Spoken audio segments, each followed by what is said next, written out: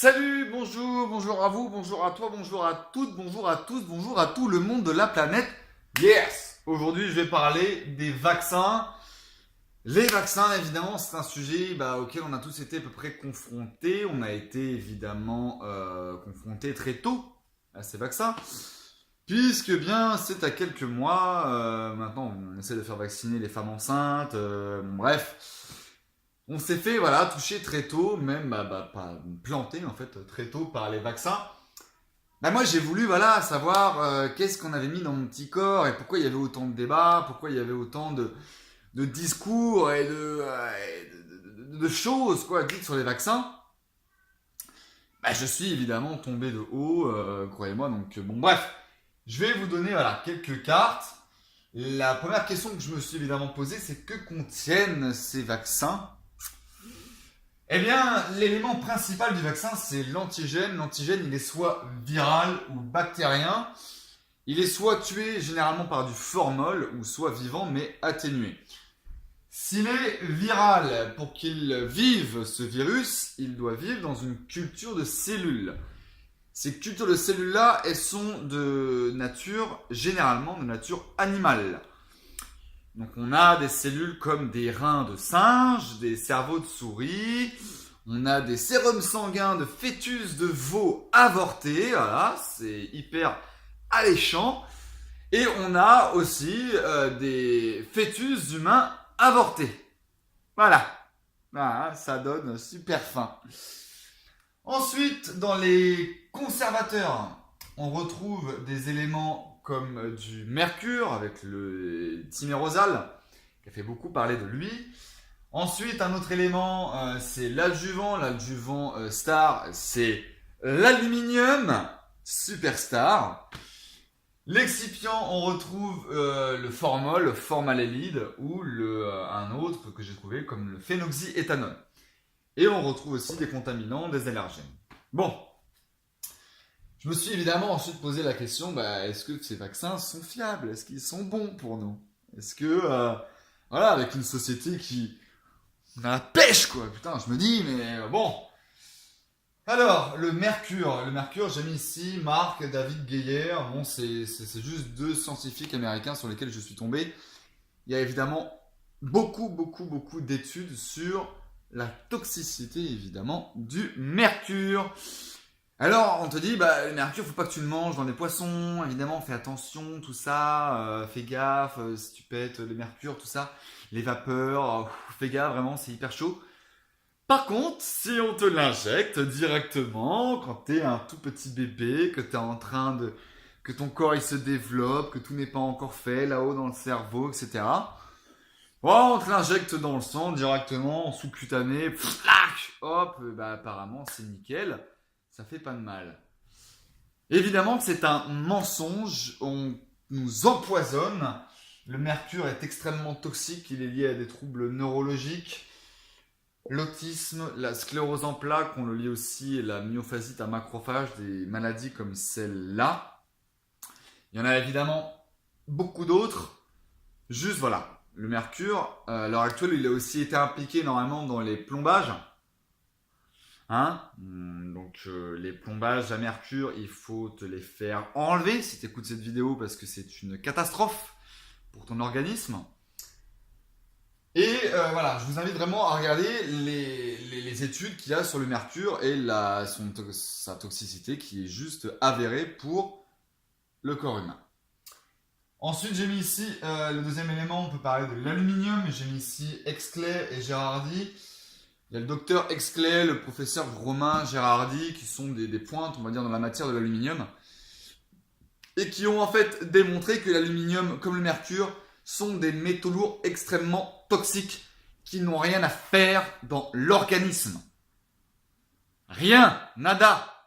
On ne sait pas, il n'y a pas de raison pour laquelle ces métaux lourds-là, on va dire des raisons de nature, on va dire... Ok, je comprends, quoi. Ok, ça veut dire ça, c'est assimilé par l'organisme. Dans mon organisme, il en a déjà la base. Non. On n'a pas ces métaux lourds-là présents déjà dans l'organisme. Mais ces métaux lourds-là ne sont pas assimilables Et on ne les élimine pas avec, comme ils nous disent, mais avec 2-3 pipis, et puis terminé, quoi. Ça, c'est un mensonge. L'aluminium, j'ai mis ici anti-lumière. Il faut savoir que nous sommes des êtres de lumière. Nos cellules sont composées d'énormes quantités de photons. Et pour un bon fonctionnement, eh bien évidemment, la lumière, si vous voulez, qu'on est en bonne santé, quand nos cellules se gorgent de cette lumière-là et fonctionnent avec elle. Voilà, sont en grande quantité si vous voulez. L'aluminium agit en fait comme un espèce de bouclier, si vous voulez, à lumière.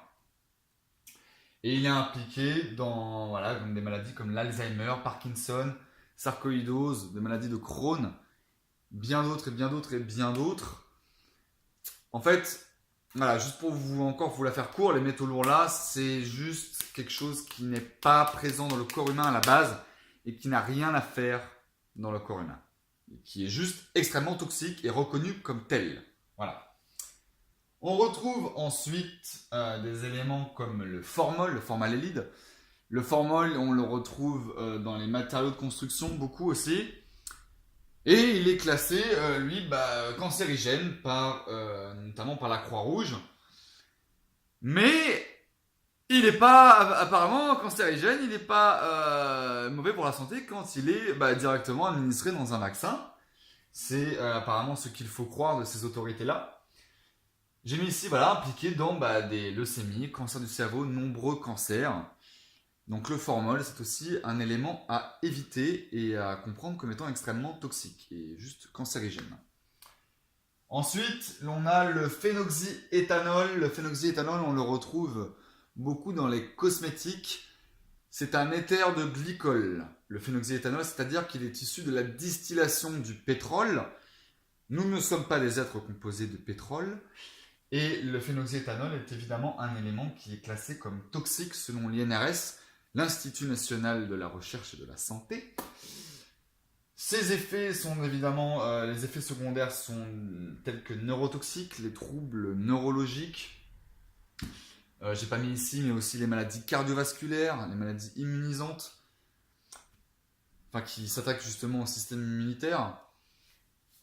Donc ces 4 éléments-là sont extrêmement toxiques pour le corps, mais ils sont présents dans les vaccins. Donc j'ai de grands doutes sur l'efficacité de ces vaccins. Et je me pose des questions aussi sur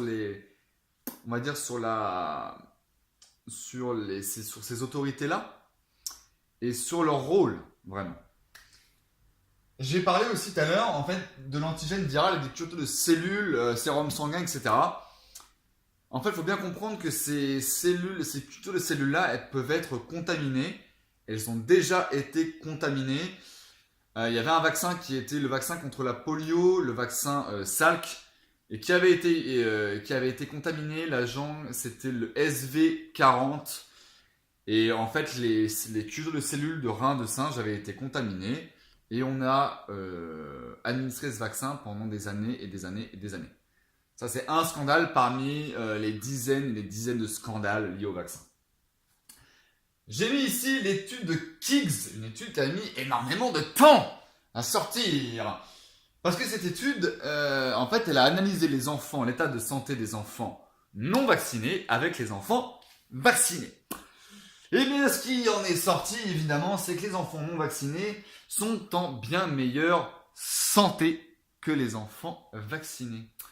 Oh, mais dis donc comme c'est bizarre.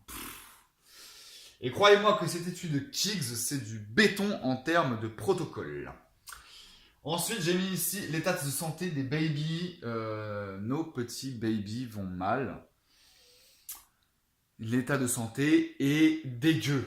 Voilà, il faut le dire. J'ai mis ici mauvais en rouge. C'est grave.